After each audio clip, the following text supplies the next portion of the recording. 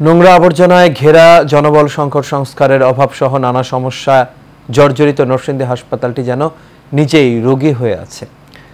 জরাজীর্ণ ভবন দেখে মনে হবে যেন হাসপাতালটি ব্যাধিগ্রস্ত। এতে সেবা নিতে আসা রোগীরা পড়েছেন বিড়ম্বনায়। চিকিৎসা সেবা ছাড়াও রয়েছে পানি ও বৈদ্যুতিক সমস্যা।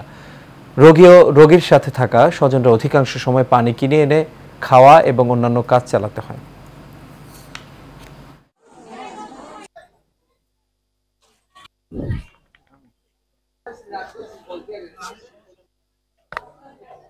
এইচডি এবং গণপূর্ত কয়েকবার দেখছেন, ওনারা আমাদের বারবার বলতেছেন এগুলি এরকম টেম্পোরারি মেরামত করলে আবার ওইটা এমন হয়ে যায়। 2003-এ এটা জেলা সদর হসপিটাল হিসাবে 100 জন উন্নীত হয়েছে, কিন্তু হসপিটালের বেড সংখ্যা বাড়লেও ইহার কিন্তু আপনার অবকাঠামো উন্নতি তেমন হয় নাই।